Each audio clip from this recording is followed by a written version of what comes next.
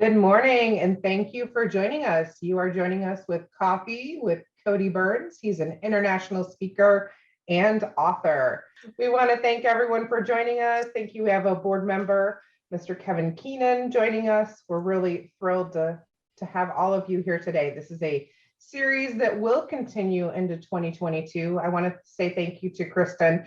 She does all the behind the scenes work to make this Coffee with the Author series happen, and it's very special. So we are thrilled today to have Cody Byrns with us. In November, we take a chance to spotlight and think about all the things that unpaid and family caregivers do for us. They are really holding up the healthcare system as we know it. Those family and friend caregivers that help out after accident, illness, or injury. We are very appreciative of them in the brain injury sphere, where recovery can sometimes be a lifetime or ongoing journey. So Cody's story really inspired us to think about that during November. And so he is here to share with us today. I'm Carrie. I'm the CEO of the Brain Injury Alliance. Kristen is here. We're your cruise directors. We're going to turn it over to the talent this morning, Mr. Cody Byrns. We're thrilled that he is joining us from Florida. And thank you, Cody. We can't wait to hear your story. Oh, well, thank you, Carrie. Thank you for that wonderful announcement. And I am so honored and blessed to be here with you all today. This is wonderful. I've got my cup of coffee, and I'm a big coffee crazy guy, I guess I should say. I love it. So you got your coffee. So cheers. Cheers to you this morning. Yes, this is going to be wonderful. I had to had to have one extra cup this morning, so I'm a little jittery. So bear with me, but this is going to be fun. So as Carrie was saying, my name is Cody Byrns, and I have a very unique name in the fact that I had to live up to my name. And I say that because I'm a burn survivor. And so little did I know I had to live up to the title. And so I have learned to crack jokes about this situation in which I have. And so you're going to learn more about my story as I go a little bit further along here. But I'm a burn survivor of third and fourth degree burns. And so it's very ironic that my last name is pronounced Byrns.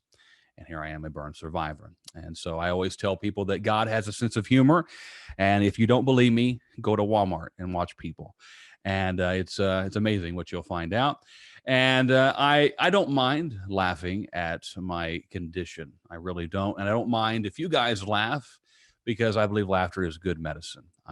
So I don't mind it whatsoever. Just don't make jokes. You can't make the jokes because I hate to get roasted. So I appreciate your care and support on that matter. But my background began back as a youngster, like all of us at childhood. I had an amazing childhood growing up in Southern Indiana. I now live here in Tampa, Florida, but Southern Indiana all my life for the most part, and wonderful family right in the middle of a cornfield. Go figure. I was, that movie Children of the Corn. That was me and my brothers. And so right in the middle of a cornfield, had a wild imagination, great family, Christian family. And I always share a memory that I had as a little boy. I was probably, I'd say around 5 or 6 years old. And I remember my family taking me to this circus. And I'm going somewhere with this, by the way. And I went to this circus, and I remember seeing all these different performers. There was aerialists, there was acrobats, there was animals, there was clowns that looked like Stephen King's inspiration for It. And there was even a fat man and a bearded lady. And it was interesting because everybody in the audience, they kept looking towards me and my family. And it turned out they was looking at my grandparents. They decided to come along. And so it was a wonderful time. But there was one act that stood out to me more so than the rest. And it was this man, he came out to the center ring, and he juggled all these different objects, and he caught them, and the applause was crazy. And I remember hearing all the ladies in the back just say, "Oh, he's cute. He's gorgeous. Oh my gosh." And I'm thinking, I got to have that job. That's the job I want. And so after I left the circus, I told my family and my parents, I said, I want some juggling balls. And so they went to a little local magic shop and bought me my first set of juggling balls. And I went to my bedroom and I taught myself how to juggle. And I was passionate. I was passionate about that talent. And many of you, you can think to yourself of that time when you were a child. Maybe there was a special talent or a skill that you fell in love with, something you instantly gained a passion for. Maybe that was singing. Maybe that was being a musician, writing, being a painter, a poet. The list could go on. But for me, it was juggling. A couple years later, I would go to a children's camp with my local church. And at this kids camp, there's activities throughout the day. There's a lake to swim in, a lot of fun things. But at night, they had a special camp speaker. And this camp speaker also had a special skill to go along with his message. And can you guess what that special skill was? It was juggling. And so instantly, as a little boy, I was taken back and I'm thinking, this man is on the platform. He's doing everything that I already enjoy. And I see how I was being entertained and all my peers. But yet at the same time, I recognized that this man wasn't up on the stage to receive self-glorification. He was up on the platform to give us kids a message of hope, a message of hope. And that spoke volumes to me. And something on the inside of me in that moment said that this is what you're going to be doing with your life. All through my young years, I pursued that calling, that mission to give hope to thousands upon thousands of people by doing the juggling and being creative and using humor. Those are just skills to go along with it, but ultimately it's not about any of those things. It's not about me. It's about the message in which I'm delivering to all of the world. And today I am grateful. I'm grateful to be here with all of you. And even though it says, where I'm here, we're talking coffee with the author and it has my name, I don't want this to be about me because I want you to understand my heart. I'm here for you. I'm here for you to help you right in your life where you are. I share my story, but it's not about my story. It's about helping you find yourself in this story. And so as I shared, I had a mission to give hope to people. That's what I was passionate about. And many of you, you have that passion. Maybe there's something in your life that you desire to do or you enjoy doing, serving others in some way, shape, or form. And whatever that may be, I want to encourage you to continue to stay on that path no matter what. And for me, I pursued that calling. Up until the age of 23 years old, I had traveled across the country in many different states, speaking at children's camps and a lot of conferences.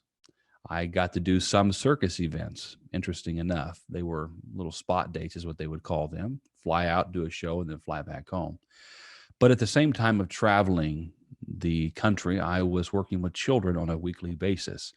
I was a children's pastor, and I lived my life by wanting to give hope. Everything I did, it stemmed from that. Why I believe I'm here on this earth, and that is to encourage others. Let people know that no matter what life brings you, you can get back up and have a better tomorrow.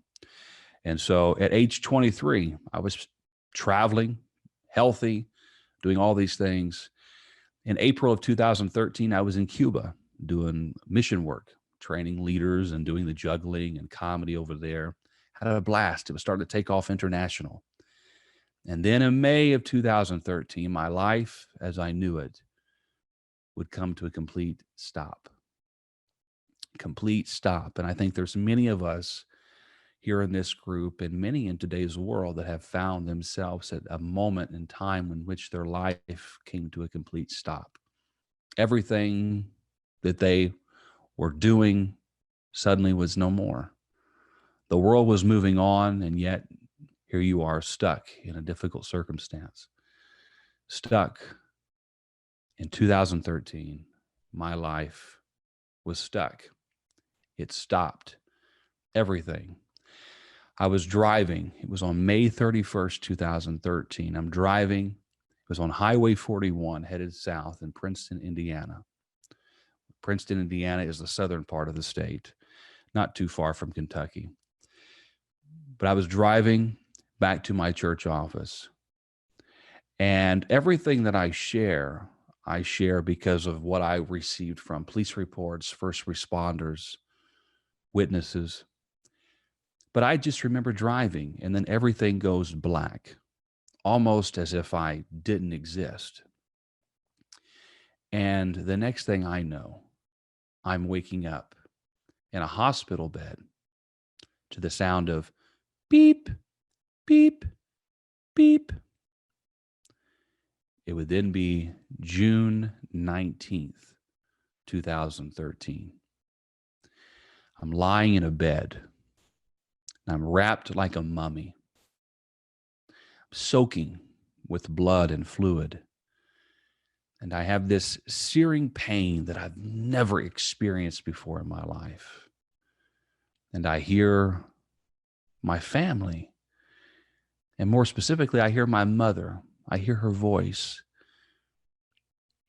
But yet none of this made sense.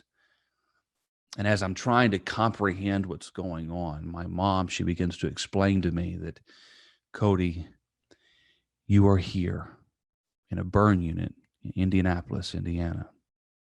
You've been in a coma on full life support for 3 weeks. You have severe burns on 40% of your body. See, what had happened is you was stopped at a red light and you was rear-ended by a refrigerator box truck that failed to stop, and your vehicle exploded into flames. Your recovery, it's not going to be an easy journey. But no matter what, don't lose sight of your vision. It's always interesting how at one moment, everything in our life can be going according to plan. And the next, all hell breaks loose. And it's in these moments we say things to ourselves like, why me? Or I didn't see this coming. This wasn't part of the plan. And it's very tempting to lose sight of what matters the most. You set out to accomplish something, but then you encounter a stoplight. And this stoplight can look different for all of us. And the time that we have together this morning, not only do I want to share with you my book, but I think it's important that I also highlight some of the steps that I took to get back up after being knocked down. Because I have learned through my traumatic experience that I'm not alone. I'm not alone. All of you here today in this group, I think it's important that we let you know, remind you of the fact that you are not alone in your circumstance. There are others. And there's other individuals that are encountering or dealing with brain injuries. See, in my case, it may not be brain injury, but it was with burns, severely burned. And for me, I felt alone, but yet I wasn't alone, because as I'm up there in the hospital, there was many other people that was dealing with the same injuries. And sadly, many of them did not make it out of there. But I felt alone. But I was reminded that I'm one of many, one of many. See, I had severe burn injuries. My face had second-degree burns. Second-degree burns don't scar. I had third and fourth-degree burns. I never knew there was such a thing as a fourth-degree burn, but they do exist. And what that is it burns through all of your fat cells down to bone and muscle. And in some cases, it requires amputation. And I had broken vertebrae. I had torn ligaments. I had pneumonia. I became septic in the unit. A lot of hurdles came about, but the most severe of my injuries was the burns. And as I was sharing, I'm not alone. And the fact that I've also discovered that there's many other people in today's world that have been burned to some degree as well. Maybe from abuse, neglect, loss of a loved one, breakdown of a marriage, maybe COVID-19. And there's all these different burning moments that happen in life. And these moments often leave us scarred. And these scars, they can hold us back if we give them that power. But today, I want to encourage all of you not to allow any scars to hold you back. Scars only bother us when we aren't right with ourselves. And I had to get right with myself. And being a man of faith, I would always tell people, Please pray for me. I feel like I've been hit by a truck. And that was the truth. That was, in fact, the truth. Have you ever had one of them days you feel like you've been hit by a truck? Come on. Yeah, I know you guys on the Zoom, you can give me thumbs up or high fives. I can see a lot of you. Yeah. You know how many times I have people that come up and they just say, well, today I just feel rough. I feel like I've been hit by a truck. I'm like, no kidding. No kidding.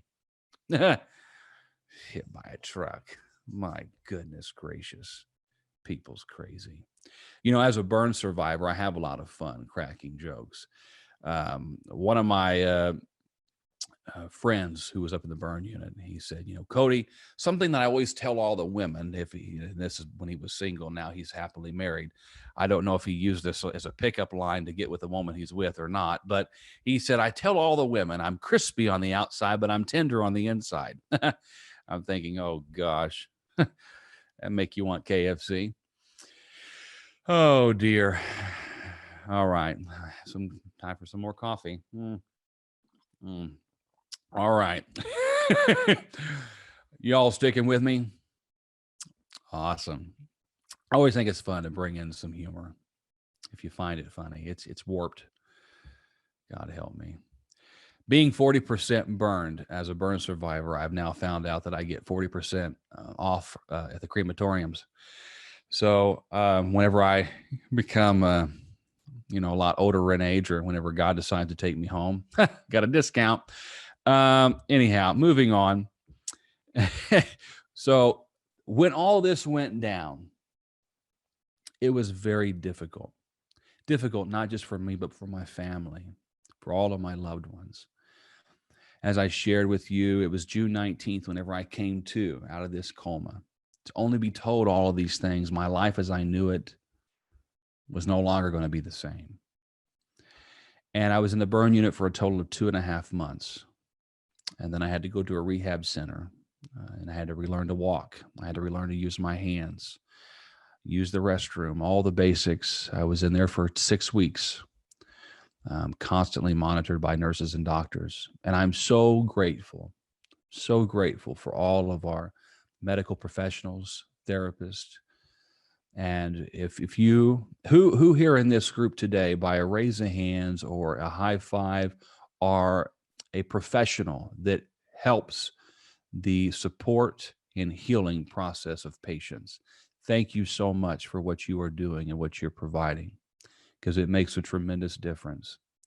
And I'm so grateful for men and women to step up to the plate and do the kind of work that you're doing.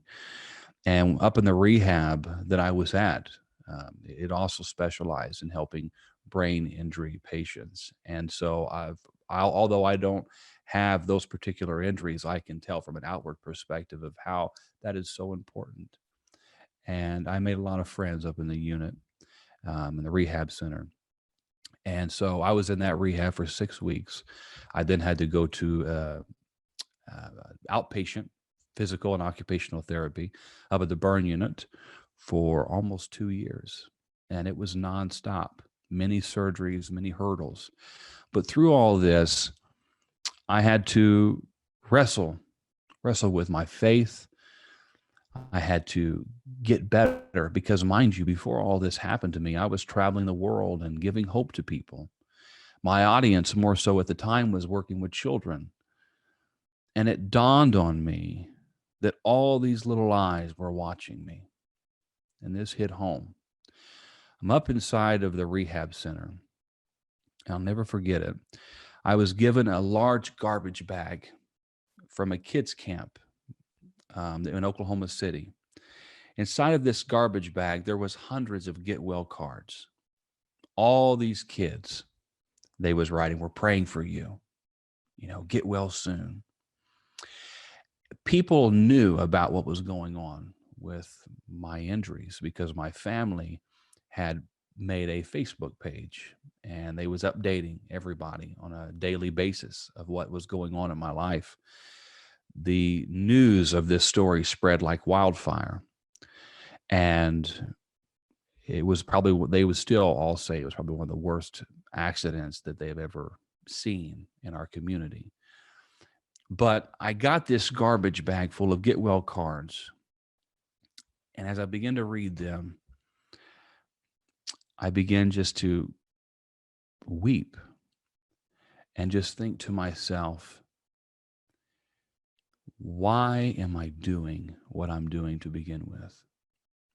Me traveling the country, speaking, doing these juggling things, making people laugh. Why am I doing it? It's not for my own self glorification. No, I'm doing it to give hope.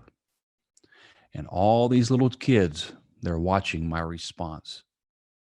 They're watching my response to the tragedy that I have endured. And when life is going great, we can all talk something wonderful. But then when tragedy strikes and rubber hits the road, our faith, our message, everything that we're about is put to the test. And my faith and everything was put to the test.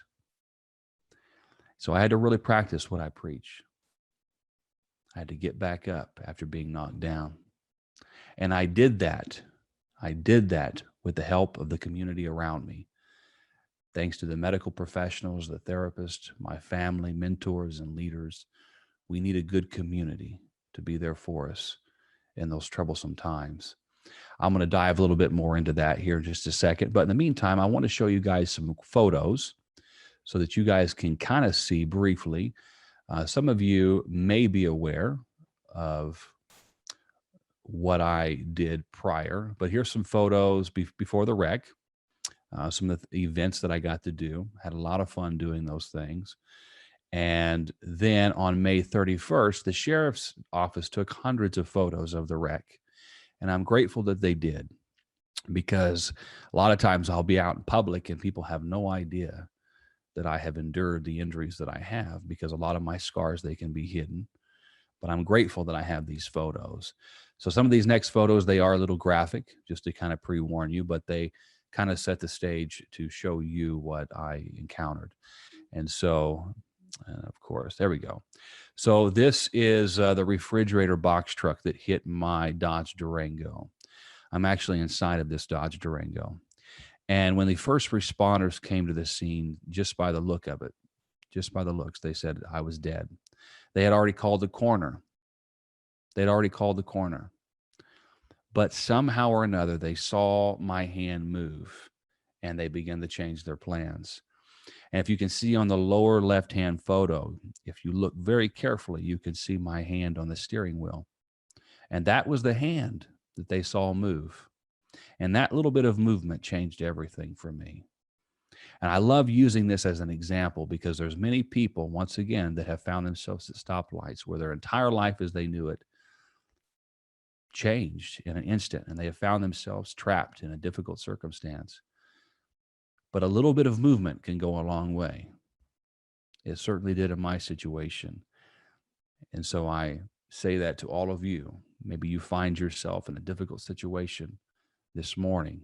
I want to encourage all of you. Make a little movement. I challenge you. You'd be amazed at what it can do in your life and in your circumstances. Here I am in the hospital in a coma on life support. And you can kind of see where some of my injuries are. My burn injuries were on my legs. I have scars on my entire left leg. It's scarred. My right leg has third-degree scars. My right foot is completely scarred. I have scars on my lower back, my arms, and my left side got hit really hard. So there was big indentions on my left side, although these photos don't show it. It was very drastic.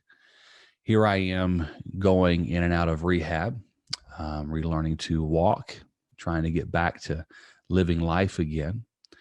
And so once again, when I look at these pictures, I can't help but just say thank you to all those professionals who are making a difference in patients' lives.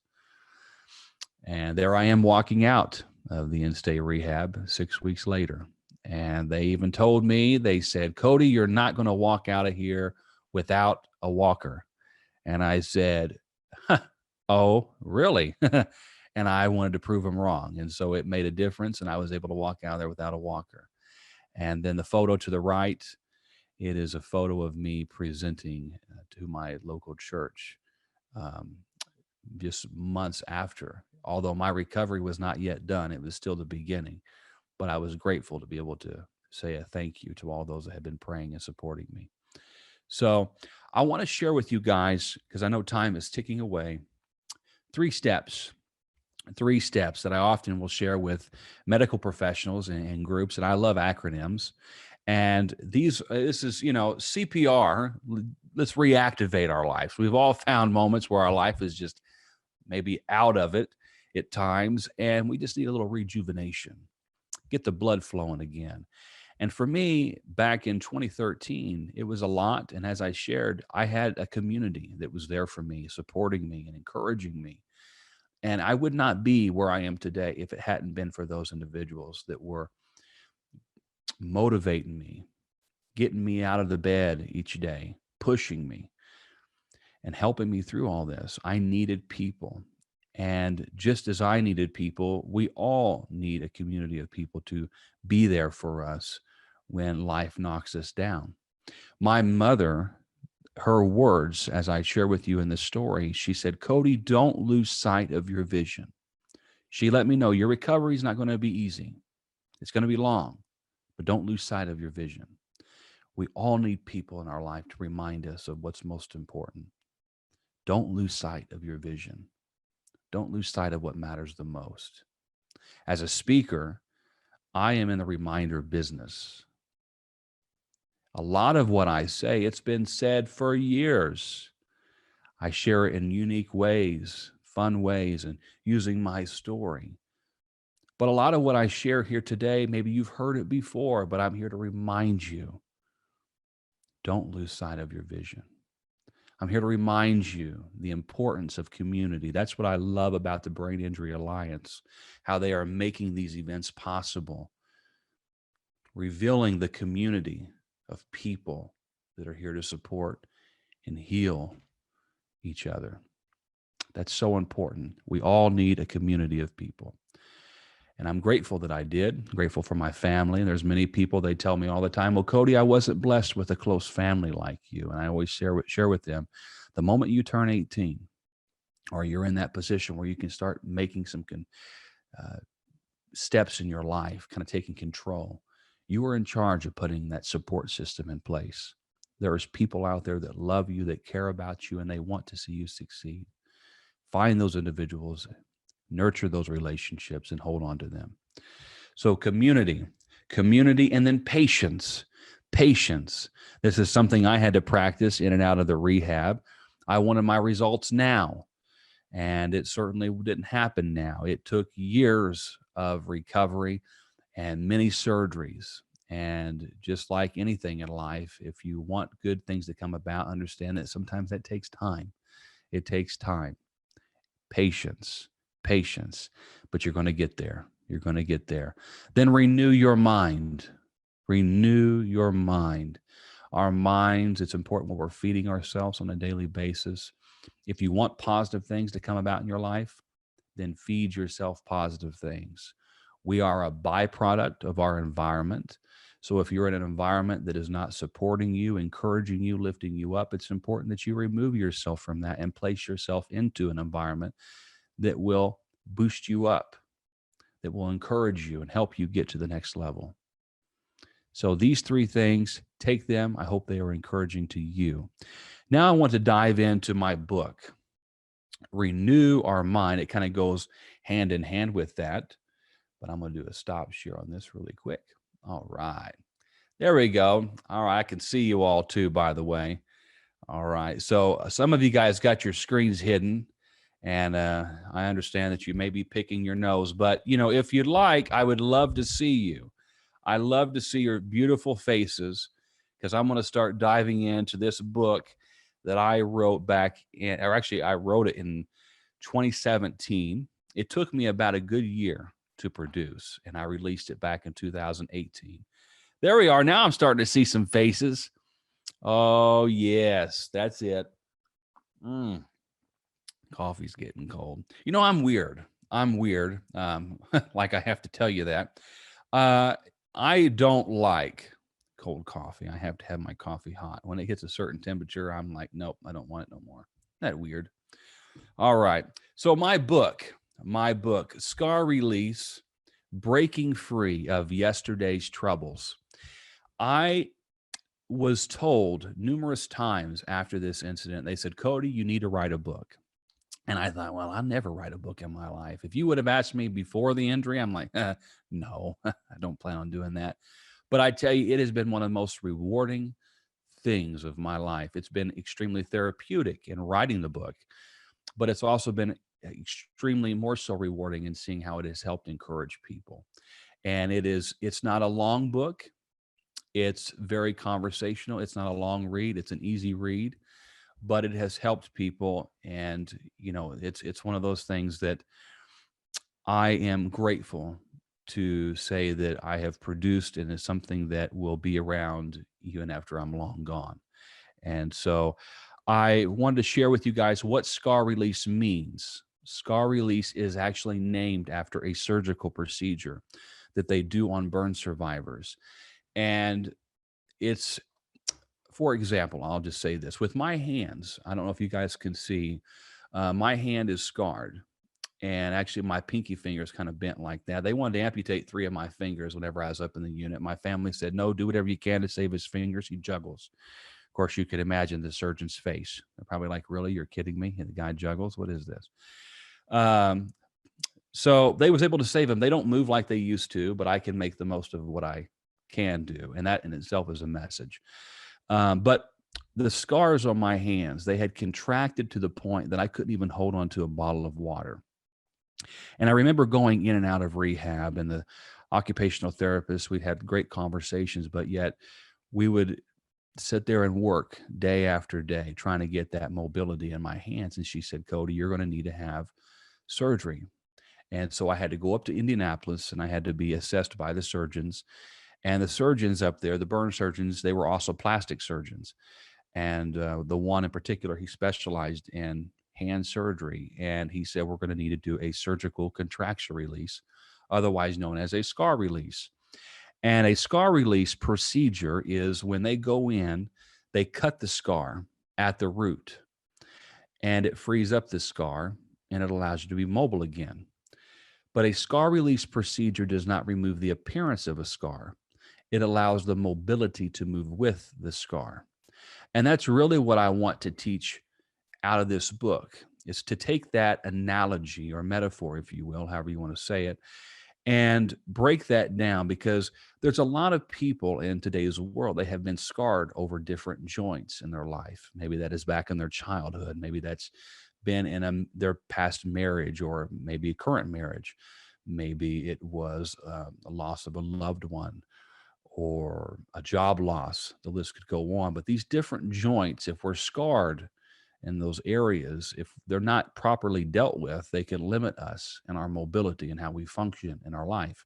And so what I love to teach in this book is not only share my story, but encourage people to find those scars, those areas in which they are limited in their life, get to the root of whatever the problem may be, and find freedom. Find freedom.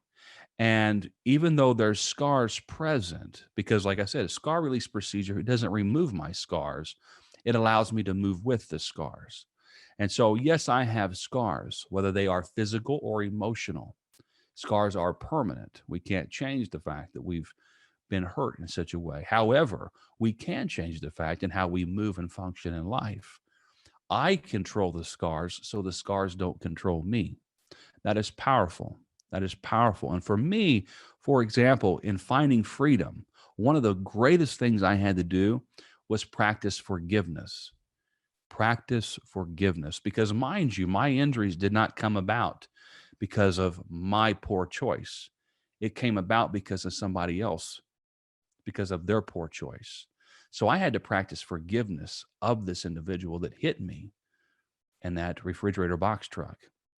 And when I found forgiveness, it was powerful. And mind you, forgiveness isn't that I condone the behaviors of somebody else. Forgiveness is more so for myself, because I'm no longer going to be limited by what happened to me at this stoplight. I'm going to press forward and make the most of my life despite my circumstances. I'm moving forward.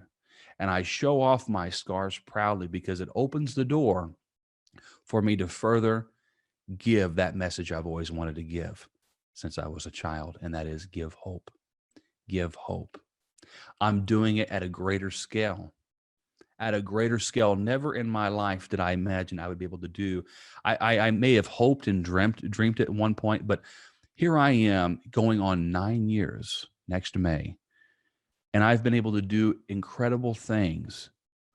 People ask me all the time, Cody, would you go back to the red light? Would you change what had happened to you? And I said, no, I would not, because it has allowed me to grow and to mature in ways that I wouldn't have if I hadn't gone through this. So I am very grateful that I went through this, because it taught me things about life. It taught me things about other people. And more importantly, it taught me things about myself. And it taught me to really reevaluate what mattered the most. And there's a powerful quote that I love sharing, and it is by a lady named Caitlin Walsh. And the quote goes, the key to success is playing the hand you were dealt like it was the hand that you wanted. And I have seen that be the case in my story. I have played this difficult hand in which life has given to me. I've played it to my benefit and to the benefit of why I am born, and that is to serve others and give people hope. And I want to leave a legacy behind that encourages people to get back up. You know, I could very easily fall into that victim mentality. There's many people in today's world, and they may have every right. You know, I had every right, but I believe that there's something greater on the other side, not just for myself, but for everyone. For everyone. So I want to read a couple sections of the book for you guys today. Who here, I'm just curious, is there anyone that has read the book or has received the book or is wanting to get the book? This is available. So we got some hands. Awesome. This is available on Amazon. I do know that I think there is a special registration thing that was given out by the Brain Injury Alliance. And so you guys may know more details on that. But I encourage you all to get the book. And something, too, is that the profits from this, mind you, I have a 501c3 Burn Foundation. And so a lot of what I do today, you know, God has been very good to me. And I say that because, you know, I'm very blessed. And I think my life, I look at it from the mindset of I'm blessed to be a blessing. And so anybody who purchases or anywhere I speak, there are portions, there's percentages given right back into helping other survivors, motivating and encouraging people. And so that's what it's all about right there. But read you a couple sections here. This is actually in chapter 5 of the book, page 47. And here is where I begin to talk about taking control of the problem. Taking control of the problem. And I have a quote here by Carol Burnett. I love this woman, amazing actress, comedian. I'm a young buck, but I love the comics of this era. And so the quote is, it's simple. Only I can change my life. No one can do it for me. Only I can change my life. No one can do it for me. Here's the reading. As I was sitting on the edge of my bed in the inpatient rehab, I spent a lot of time meditating on how much my life had been affected by my burns. My body was wrapped in bandages, aching with pain. My motivation to move on was quickly slipping through the cracks. All of my hopes and dreams were at stake. My life as I knew it was gone with the wind. Doing therapy day in and day out was exhausting. At this point, I was only doing it out of requirement, not because I wanted to. I started to lose the desire to push through the pain because I had suffered enough. It wasn't until I began to read the cards and letters which I had received from the people around the world that my focus altered. I began to read the stories of how people's lives had been encouraged by something I had done for them before the crash. After the crash, my story grew bigger than I had imagined. People were sending me encouragement letters, telling me to press on. Upon reading these stories, tears rolled down my cheeks. I was immediately touched by seeing the result of the work I had done previously. I knew that I needed to move on. Even if I couldn't do everything, as before. I tried to comfort myself by remembering how my story was likely to help others. At that moment, I began to take control of my life. My problems, scars, were now part of me. I can't change what happened to me, but I can shift my full attention to bettering my life going forward. To achieve this successfully, I must focus on my improvement. And there's a powerful quote, I love this, by Bruce Lee. The successful warrior is the average man with laser-like focus. I get one life. I can allow this tragedy to make me a victim, or I can use this to my benefit, to make me a better person. I must find ways to learn from this. I wanted to live my life and help others through my story. To do that, I needed to take control of my own problems. I think this is a powerful section. Throughout here, there's a lot of different nuggets, and I'm not saying that for the mere fact that I wrote it, but it's a lot of things that I have learned through the years and through this. People have sown knowledge into my life, and these are practical steps that I think is powerful for every one of us. Every day, we are given a choice. What are we going to do with our lives? What are we going to do with the cards that life has dealt us? I'd like to read another section, and just to make sure I am on the right page, I am on page 56. It's talking about find the root of your problem. To find freedom from a scar, you need to be able to trace the scar back to its roots. This process takes place in our minds. Thinking deeply is necessary, but keep in mind that you're only thinking deeply because you want to resolve the problem. I understand that thinking this deeply can be painful. The good thing is we don't have to stay in our pain. Last year, I went to see my burn surgeon to inquire about surgery. I knew another surgery would bring pain, but it was necessary for me to experience. I had to experience pain if I wanted to see results. I knew the pain would eventually stop. I had to remind myself that I would soon become pain-free. To fix a problem, you must first find the problem and ask how it's affecting your life. It's possible that if you think you already know the root of your scar, but you may not be sure, it's possible that a scar in one area of your life can often lead to another scar elsewhere. If you were abandoned as a child, that abandonment may have left a mark on you. I believe this issue can lead to personal insecurity.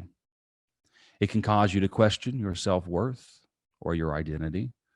In some cases, it can lead to depression, anger, confusion, self-loathing, and even suicide. Much like a severe burn, that single injury could lead to many different complications and struggles. To heal, you must understand where your pain originated. Of course, symptoms of pain and a deep scar may manifest themselves in a less dramatic manner. What about shopping and spending money you don't have?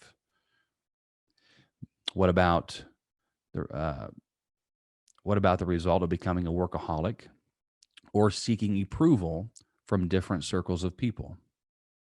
Do these behaviors seem bad?